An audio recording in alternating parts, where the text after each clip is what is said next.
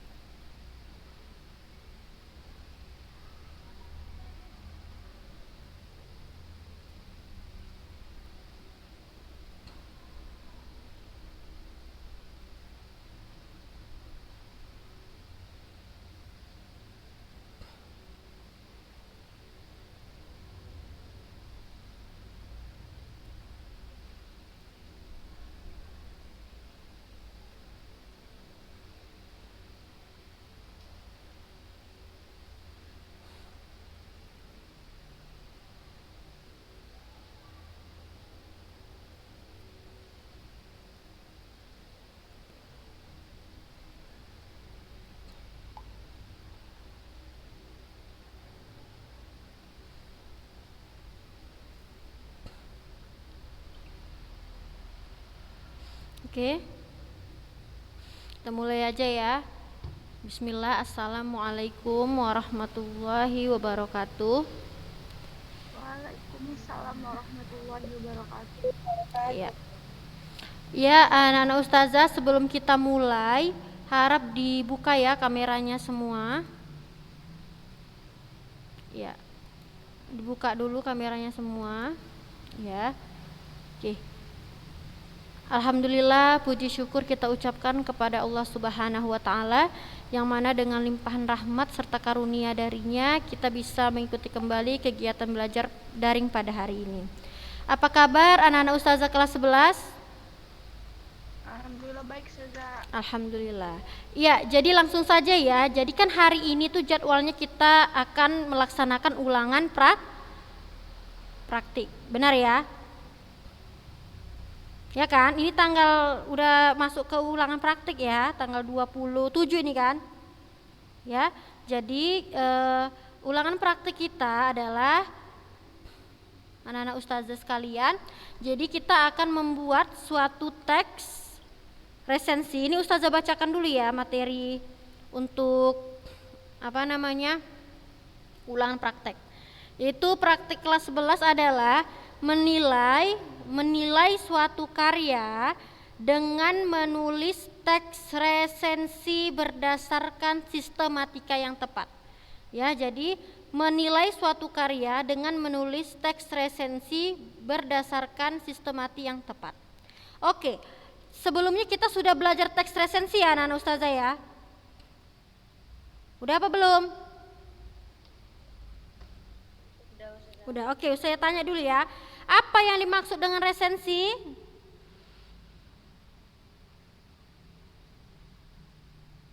Apa yang dimaksud dengan resensi?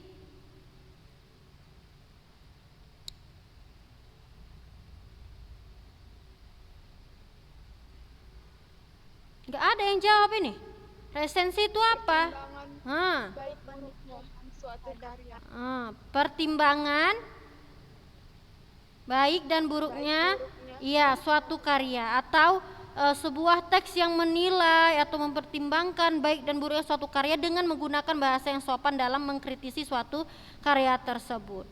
Berarti kalau saya suruh menilai karya orang lain dengan membuat suatu resensi, ya, anak-anak ustazah harus memiliki buku, satu buku yang harus dibaca atau yang pernah dibaca. Ustazah tanya, pernah nggak anak-anak ustazah misalnya membaca suatu buku yang memang anak-anak ustazah sangat sukai atau sangat menarik? Pernah nggak? Pernah, Zah. Pernah atau memang nggak pernah baca buku? Ya, atau tentang novel, ada novel tentang novel-novel sastra zaman dulu juga bisa. Ya, novel-novel kehidupan seperti itu bisa. Ya, misalnya menarik, ya, kalian bisa membuat suatu resensi dengan menggunakan karya tersebut. Berarti yang harus disiapkan untuk praktek ini adalah buku ataupun novel. Novelnya yang bukan novel-novel cinta-cinta itu ya, remaja-remaja itu bukan ya. Ada dia banyak novel-novel kehidupan kayak Laskar Pelangi, banyak lah pokoknya. Ya, jadi yang pernah kalian baca, yang di rumah, Ya, buku berkaitan dengan pengetahuan, agama, terserah, pokoknya yang pernah kalian baca. Jadi kalian harus menilai karya tersebut baik berupa buku maupun novel, ya, film gak usah.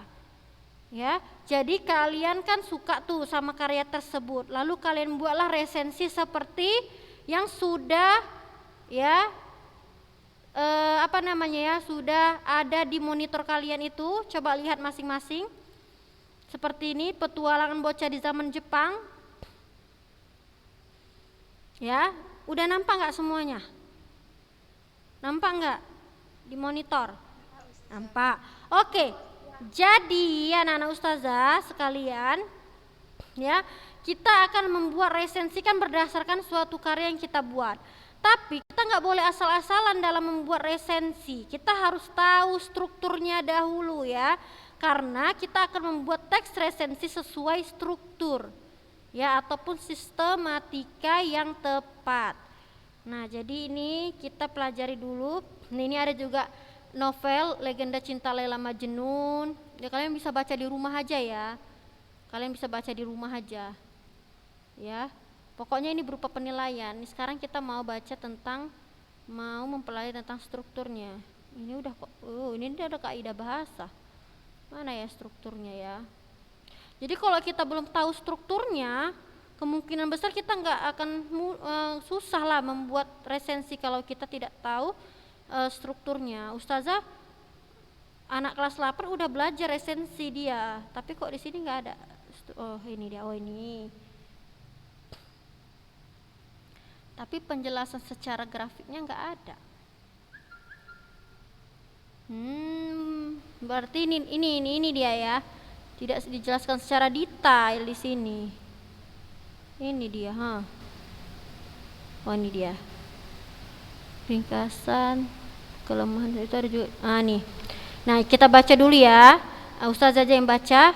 Jadi dia bilang gini, dalam contoh di atas, objek yang ditanggapi berupa novel. Selain itu, objeknya dapat berupa buku ilmu pengetahuan, film, pementasan drama, album lagu, lukisan, teks. Iya, nah sebenarnya lukisan juga boleh.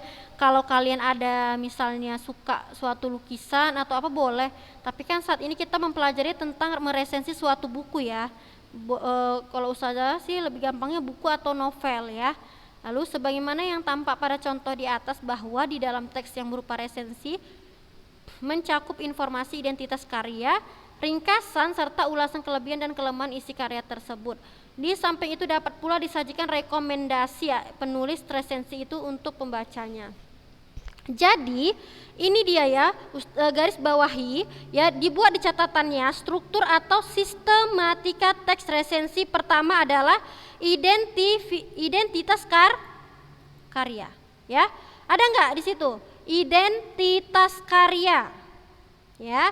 Identitas karya itu yang ada di awal pertama meliputi apa anak ustazah kalau identitas karya? Identitas karya meliputi apa aja? Jawablah biar cepat kita siapnya ini penjelasan prakteknya. Identitas itu kan pengenalan, terdiri dari apa aja dia di identitas karya? Udah pernah lo saya jelaskan kemarin sebelum kita libur. Ada namanya apa? Yang tadi baru dibaca tadi itu, yang di atas tadi loh. Yang petualang bocah Jepang tadi. Terdiri dari apa identitas karya? Terus apa lagi? Judul, betul. Terus kan udah pernah dikasih tahu. Betul, nama pengarang. Terus apa lagi? Bagus, penerbit. Terus? Ya, bagus. Nah, itu namanya identitas karya. Itu kalau contoh buku atau novel. Biasanya anak-anak ustazah identitas karya itu terletak di mana?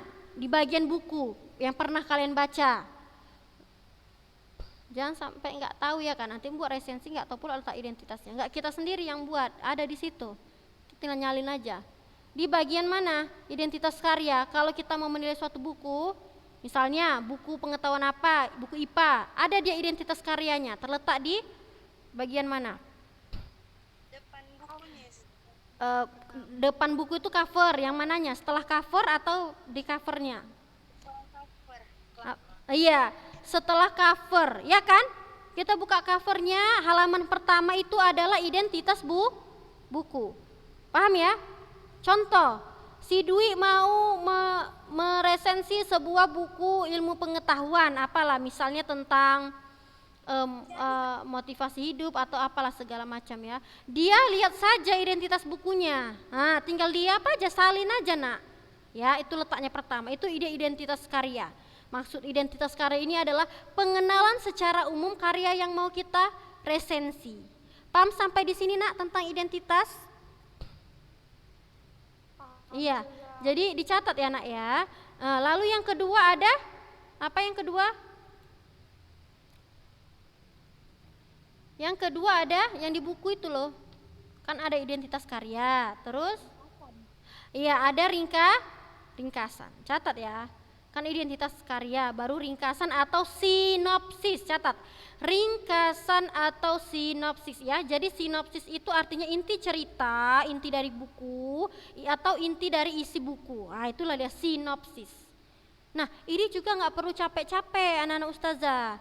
Kalian, kalau kalian memang pernah baca buku atau novel, pernahkah melihat sinopsis? Pernah. Iya, sinopsisnya ada di belakang iya, di cover belakang. Di cover belakang, benar ya? Di cover bagian belakang. Nah, boleh nggak ustazah buat sinopsis sendiri? Bagus. Kalau kalian memang mau membuat sinopsis sendiri boleh. Atau kalian mau menambahi sinopsis yang ada di buku juga boleh. Karena gini anak ustazah, kalau kita sudah baca bukunya, pasti kita sudah bisa menentukan garis besar cerita. Benar apa enggak? Bisa kan? Nah, tapi kalau kalian rasa sulit, boleh kalian ambil saja sinopsis yang ada di belakang buku. Ya, pertama identitas kalian buat, baru ringkasan. Setelah itu baru ulasan. Dengar ya, ulasan di sini itu udah nggak termasuk ceritanya lagi, maksudnya udah nggak termasuk sinopsis lagi. Ya, ulasan di sini adalah merupakan penilaian kita sebagai penulis akan kelebihan dan kelemahan isi karya tersebut.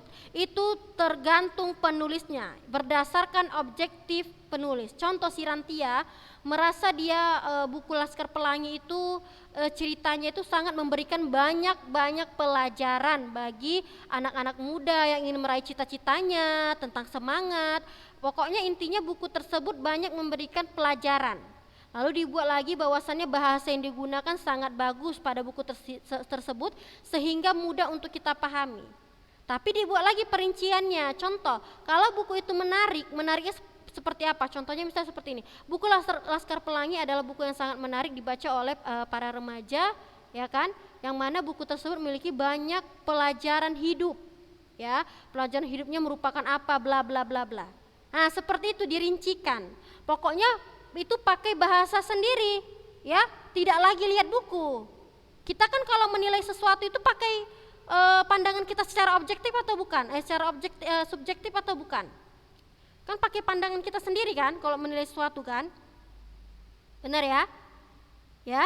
Tapi bedanya zaman sekarang itu ada dia menilai sesuatu itu dengan pandangan dia sendiri tapi bersifat subjektif. Tahu nggak apa itu sifatnya subjektif? Yang terkadang itu tidak bisa diterima, maksudnya subjektif itu tidak berdasarkan fakta maupun kenyataan. Ya paham ya, misalnya si Rantia bilangnya ini nggak bagus, tapi kebanyakan orang itu bilangnya bagus gitu. Objektif, jadi kita harus objektif loh, apa adanya yang kita baca itu.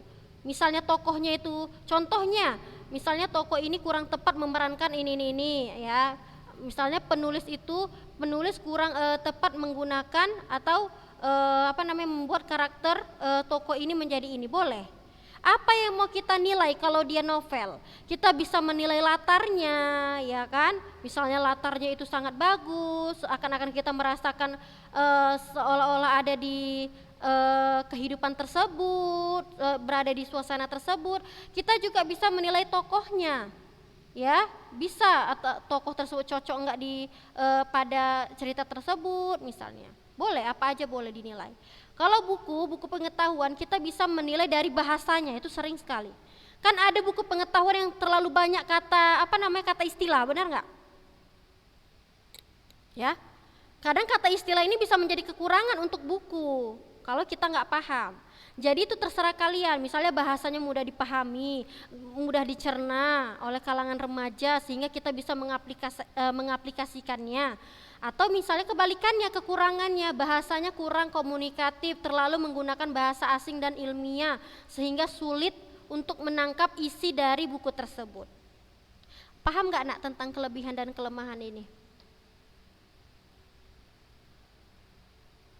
Paham nggak ini? Biar kita lanjut lagi. Bukalah mic-nya, gimana lah Ustazah tahu kalian paham apa enggak? Nanti kalau saya suruh ya sama aja kan kok nggak tahu. Paham nggak anak-anak saya tentang kelebihan dan kelemahan? Paham? Ini banyak makan mentega atau apa kalian ini? Kok pada diam kali gitu loh. Ya, jadi kalau kelebihan berarti redaksi yang kita buat, kalimat yang kita buat ke arah positif atau negatif. Bagus. Kalau kelemahan berarti negatifnya. Jadi itu tergantung kalian.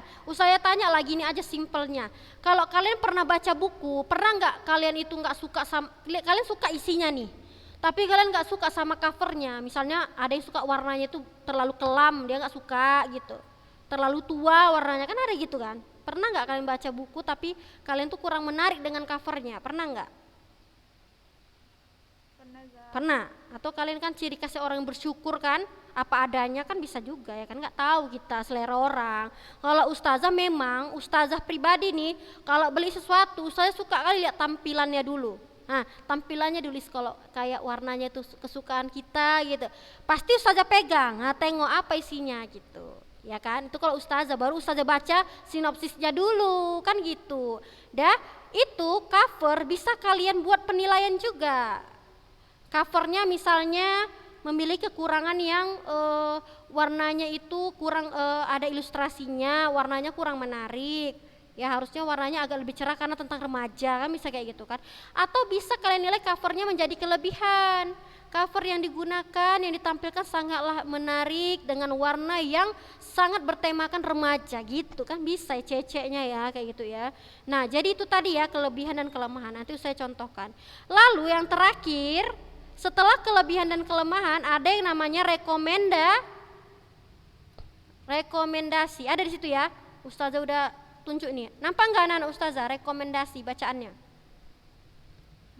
Nampak ya. Iya, dibuka kameranya semua ya nak ya. Rekomendasi, recommended nih. Berarti artinya apa? Anak zaman kok nggak tahu dah lah. Balik ke zaman dulu aja lah ya kan. Recommended kali lah ini kayaknya gitu. Gimana gitu ya. Itu artinya apa? Rekomendasi. Recommended. Iya bisa. Kata lainnya apa? Iya wajib dicoba yuk ya. Mari kita coba ya. Iya wajib dicoba. Maksudnya kata lainnya itu loh yang buat kita wajib dicoba itu apa? Rekomendasi.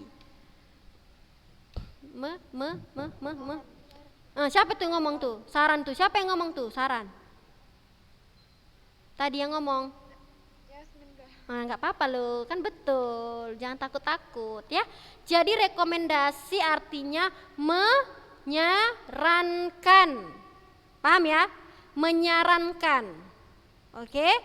Nah jadi kalimat saran atau kalimat rekomendasi ini letaknya di akhir setelah kita ya kasih penilaian. Siapa yang menuliskan kalimat rekomendasi anak-anak ustazah? Penulis resensi atau penulis buku, penulis resensi atau penulis karya. Yang memberikan rekomendasi itu siapa? Bagus. Jadi kalian nanti yang menilai buku tersebut, kalianlah yang membuat sarannya untuk pembaca agar pembaca terpengaruh dan ingin dan wajib mencoba, ya kan? Wajib memiliki buku tersebut. Contoh, kata rekomendasi kalau saran itu ditandai dengan kata yang bagaimana, nak? Saya tunggu apa lagi teman-teman? Kalian harus memiliki buku ini gitu kan. Misal, itu kan bahasa yang mentalnya ya kan. Misal ya, itu ada tanda kata yang berkaitan rekomendasi yang tadi Ustazah bilang. Kata apa yang berkaitan dengan saran tadi? Tunggu apa lagi teman-teman? Kalian ya harus memiliki buku ini segera karena ini buku sangat cocok loh dibaca oleh anak remaja yang sedang labil-labilnya menghadapi ujian nasional. Misal kayak gitu. Mana dia kata yang merujuk pada rekomendasi anak-anak ustazah? Kata saran gitu, saran. Kalian tahu kata saran ya? Atau kalian nggak tahu kalian? Hah? Ih, kalian nggak pernah makan apa energen apa sebaiknya harus? Itu kan kata saran. Ada nggak tadi ustazah bilang kata harus? Ada tadi. Kalian harus memiliki buku ini. Coba. Harus itu kata apa nak? Kata kayak mewajibkan gitu kan? Kayak menyarankan kan? Benar ya? Nah, jadi kalau kalian tahu kuncinya, kata kuncinya kalian tinggal buat aja. Ya, kata kunci rekomendasi catat. Harus, seharusnya, catat ya. Harus, seharusnya. Lalu apa lagi nak? Lalu ada sebaiknya. Tapi ada juga rekomendasi yang tersirat. Artinya kalau kita udah baca itu udah kayak kata saran aja gitu. Gitulah. Tapi tidak harus ada kata-kata seperti itu pun, kita kalau udah baca itu udah kayak saran aja gitu, menyarankan agar si pembaca membeli buku tersebut. Sekarang kita masuk ke teks, kita akan contohkan ya. Nah, kayak gini kalian buat. Nah, harus panjang-panjang nggak ustazah seperti ini? Nggak usah nak, ustazah kasihannya sama kalian. Nggak usah panjang-panjang ya. Maksud ustazah itu seininya aja, misalnya paragraf sinopsisnya misalnya entah 2 paragraf atau 1 paragraf pun nggak apa-apa. Ya, pokoknya nggak usah panjang-panjang kali. Satu halaman itu pun jadilah. Ya, orang sinopsisnya pun nyonteknya dari buku ya kan. Pasti sinopsisnya lebih panjang. Ya kan, karena udah ada di belakang buku, tinggal salin aja kan gitu. Mau tambah pakai bahasa sendiri pun nggak apa-apa. Nggak usah sepanjang ini ya nak ya, nggak usah. Nah, ini nggak usah panjang-panjang kali. Tapi kalau mau panjang kali pun boleh, nggak masalah. Oke, ini dia contohnya. Coba lihat, di sini ada judul, pengarang, penerbit, tebal. Ini termasuk apa nak strukturnya? Identitas. Iya, betul, bagus. Ini termasuk identitas. Ada yang lupa sebenarnya nak, sebelum ringkasan cerita, sebelum ringkasan buku,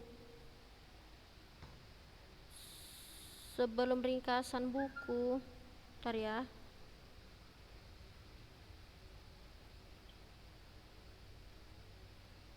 Bentar dulu.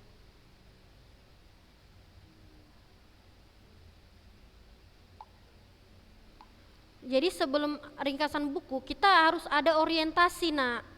Orientasi itu kita pengenalan dulu nak, pengenalan terhadap seberapa besar ya buku ini dihargai di kalangan masyarakat. Ya, misalnya seberapa banyak penghargaan atau seberapa menariknya buku tersebut itu boleh. Tapi kalau kalian nggak mau buat itu pun nggak apa-apa, mau langsung dari sinopsisnya pun nggak masalah. Nah di sini kan dia buat dulu pengenalan novel tersebut. Contohnya, setelah membaca novel yang sangat tebal ini, saya jadi teringat dengan novel Mencoba Tidak Menyerahnya Yudhistira A.N. Mas Sardi dan juga novel Cabaukannya Remi Silado.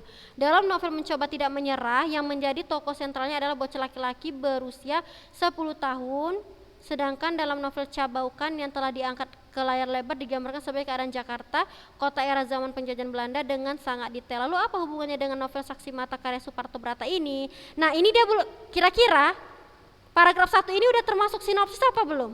Belum kan? Ini bukan isi ceritanya kan? Ya ini kayak masih cerita tentang novel aja, betapa ada nggak hubungan novel tersebut dengan novel yang lain, atau betapa bagusnya novel tersebut, banyaknya penghargaan yang diraih novel tersebut bisa. Tapi kalau kalian nggak mau buat orientasinya ya udah nggak apa-apa, tapi lebih bagus dibuat orientasinya. Ya, tapi pendek aja, nggak usah panjang-panjang. Nah, ini sudah masuk ke dalam sinopsis ya kan? Nih, sampai sini sinopsis. Kenapa Ustazah katakan ini sinopsis? Karena sudah ada nama-nama tokonya. Nih, novel setebal 4 4 halaman ini sendiri sebenarnya merupakan cerita bersambung yang dimuat di Harian Kompas pada rentang waktu 2 November 1997 hingga 2 April. Oh enggak, ini masih orientasi ya ini. Paragraf ini masih sampai 1998 itu orientasi.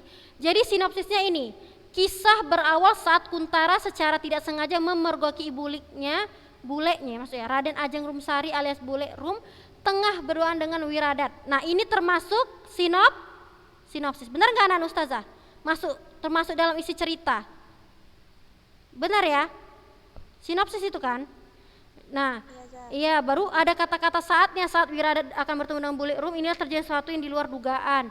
Nah ini dia bercerita secara ringkas tentang tokoh-tokohnya serta latarnya unsur-unsur cerita pada teks tersebut ya pada buku novel tersebut.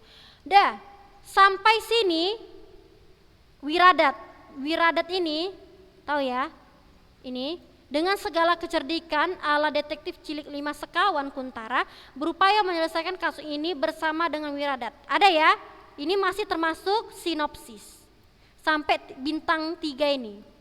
Dah sekarang lanjut kita saja baca dulu. Sangat jarang sekali novel-novel serius di Indonesia yang terbit dalam kurun waktu beberapa tahun terakhir yang menggunakan tokoh utama seorang anak kecil. Selain dari novel Mencoba Tidak Menyerah, Nyi Yudhistira ANE, mungkin hanya novel Ketika Lampu Berwarna Merah karya Cerpenis Hamsat Rangkuti. Adalah hal yang menarik apabila membaca cerita sebuah novel serius dengan tokoh utama seorang anak kecil karena ia memiliki perspektif atau pandangan berbeda mengenai dunia dan segala sesuatu yang terjadi. Kira-kira kalau kalian baca ini, itu termasuk ke bagian yang mana? Ulasan. Iya betul. Kok ulasan? Ulasan udah terakhir lah. Kok ulasan? Enggak, ulasan itu di akhir. Termasuk kan setelah setelah ringkasan apa? Oh iya ulasan penilaian ya maksudnya. Iya. Oh iya lupa, kirain oh iya ya tadi kelas 8 soalnya ulasan itu yang terakhir, teks eksplanasi lupa ya. Maksudnya itu ulasan kekurangan dan kelebihannya kan? Iya kan? Ya, tapi di situ terletaknya adalah kelebihannya, ya kan? Siapa yang dinilai di situ? Apa yang dinilai di situ? Tokohnya kah? Latarnya kah atau apanya? Tokoh dengan menggunakan anak kecil bagus, masya Allah. Nih ya, lalu juga dia ceritakan bagaimana si Kuntara itu tokohnya itu sangat bagus. Nah ini juga keunggulan lain dari novel ini adalah penggambaran suasana detail mengenai kota Surabaya pada tahun 1944 zaman pendudukan Jepang itu dia secara umumnya. Itu termasuk ulasan keunggulan atau kelemahan anak-anak ustazah? Keunggulan. Iya. Apa yang dinilai di situ? Latar. Iya, latar suasana. Nah ini kan dijelaskannya lagi bagaimana sih penggambaran suasana pada novel tersebut. Dia jelaskan suasana kota Surabaya di zaman itu juga direkam dengan indah oleh Suparto Brata. Kita bisa membayangkan bagaimana keadaan kampung SS Pacar Keling yang kala itu masih berbau Hindia Belanda dan sebagainya. Jadi nanti kalau disuruh buat ini kan tugasnya resensi ya, boleh lihat contoh-contohnya di sini ya. Misalnya membuat kekurangan kelebihan itu seperti apa, baca dulu nanti ini ya. Lalu selanjutnya sebagai arek Surabaya tentunya mengenal seluk-beluk kota buaya ini, Suparto Brata jelas tidak mengalami kesulitan untuk melukiskan keadaan ini. Apalagi ia adalah penulis yang hidup dalam 3 zaman kolonialisme Belanda, pendudukan Jepang dan era kemerdekaan. Penggambaran suasana yang detail ini juga berkonsekuensi kepada cerita yang cukup panjang meski tetap tanpa adanya maksud untuk bertele-tele. Berarti ada sedikit kekurangannya ya kan?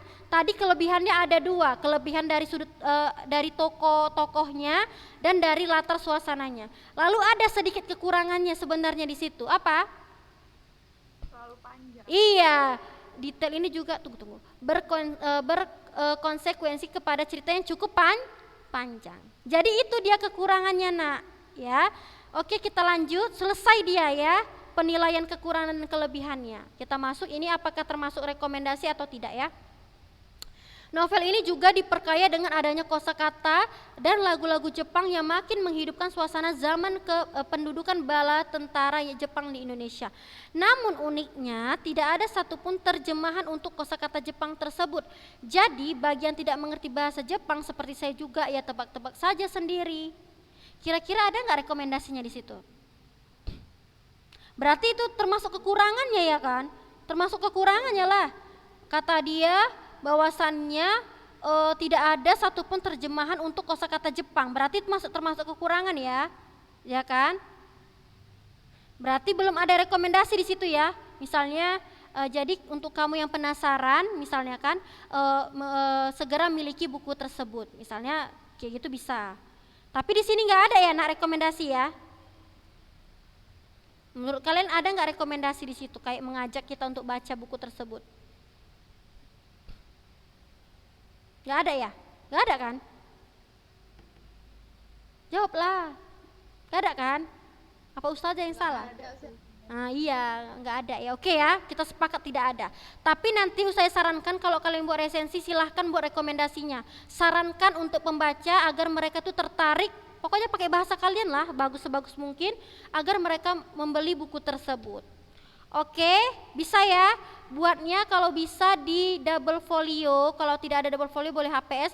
Tidak perlu panjang seperti ini nak, tidak perlu. Yang penting dia ada penjelasannya, udah itu aja. Bisa dipahami anak-anak ustazah? Nah, waktu pengumpulan ustazah kasih waktu 2 hari. Besok sama besoknya lagi. Besok hari apa? Besok hari Jumat. Berarti Sabtu siang terakhir dikumpul bisa? Bisa lah ya kan? Bisa ya? Sabtu siang ya? Bisa. Udah apa? Bisa ya? Udah ada buku di rumahnya nak masing-masing? Di buku di rumah ada nggak buku di rumah? Ada nggak buku di rumah? Boleh? Boleh apa? Ya novelnya nggak alay-alay, kalau yang alay-alay ustazah nggak mau. Novel yang pembelajaran boleh, kayak kehidupan, kayak misal novel Salah Asuhan, itu boleh lah. Cerita si Hanafi itu dulu boleh. Ada novel-novel klasik ya ada. Kalau buku pengetahuan ada nggak di rumah? Masa nggak ada buku agama loh, buku agama, buku tentang apa aja boleh. Iya. Iya jangan novel, nggak harus novel loh. Kan saya suruh buku sebenarnya, buku ataupun novel ya. Misalnya buku agama tentang adab-adab apa gitu kan. Boleh ya, boleh kali. Ada kan, tapi ada buku di rumah kan? Apa Risa? Yang kisah Nabi boleh gak? Apa? Yang apa? Kisah Nabi. Boleh lah, bukunya kan yang bukan kisah nabinya yang anti mau nilai kan? Bukunya kan?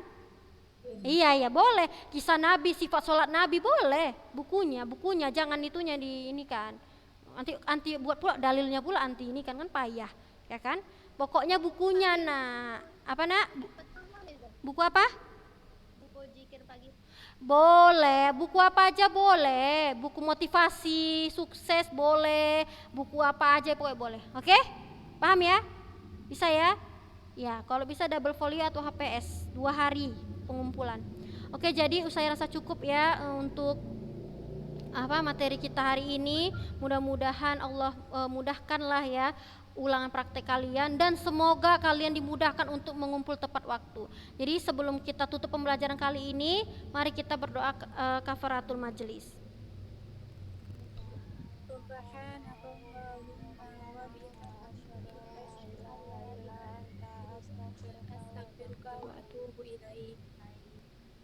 Oke, assalamualaikum warahmatullahi wabarakatuh. Waalaikumsalam warahmatullahi wabarakatuh.